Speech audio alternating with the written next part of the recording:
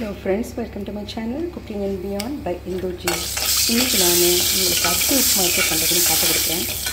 First நம்ம அரிசி ரவையை எடுத்துட்டு நல்லா அதில் மிளகு சீரகம் அப்புறம் துவரம்பருப்பு போட்டு நல்லா கொஞ்சம் நல்லெண்ணெய் தெளித்து கொஞ்சம் உப்பையும் போட்டு நல்லா கசரி பிடிச்சி ஒரு 10 minutes வச்சுட்டேன்.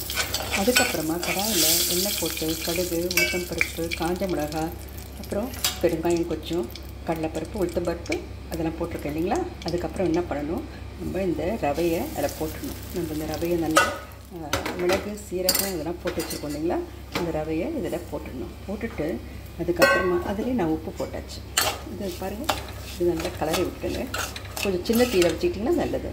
எதுவுமே எந்த சமையல் பண்ண சொல்லுவோம் ஃபஸ்ட்டு நம்ம சின்ன தீயில் தான் வைக்கணும். அப்போ தான் மேலே இதை பிடிக்காமல் தீஞ்சு போகாமல் இருக்கும். இந்த மாதிரி நல்லா ஒரு வாட்டி பரட்டி விட்டுருங்க. அதுக்கப்புறம் கொஞ்சம் கருவேப்பிலை ஃப்ரெஷ் கருவேப்பிலையை போட்டுடுங்க. உப்பு எல்லாம் போட்டாச்சு நம்ம சரிங்களா. அதுக்கப்புறமா தண்ணி கொதிக்க வச்சுருக்கேன். இது வந்து ஒரு சின்ன ஆழாக்கில் அது வந்து 3 போட்டிருக்கேன். அதுக்கு ஒரு கப் ரவைக்கு 2.5 கப்பு தண்ணி ஊற்றுறேன்.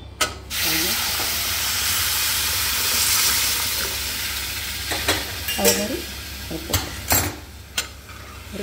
ஒரு கப்பு அரிசி ரவைக்கு 2.5 கப்பு தண்ணி ஊற்றிருக்கேன். அப்போ தான் அந்த அரிசி நொய்யெல்லாம் கொஞ்சம் நல்லா வேகும். இல்லைன்னா அது வந்து மாதிரி வேகாத மாதிரி இருக்கும், வயிற்றுக்கு ஆகாது. அதனால் நம்ம எப்போவுமே இந்த மாதிரி போடணும். தண்ணி தாராளமாக விடணும். இது மாதிரி நல்லா கலரிட்டு எல்லாம் உப்பெல்லாம் கரெக்டாக செக் பண்ணிவிடுங்க.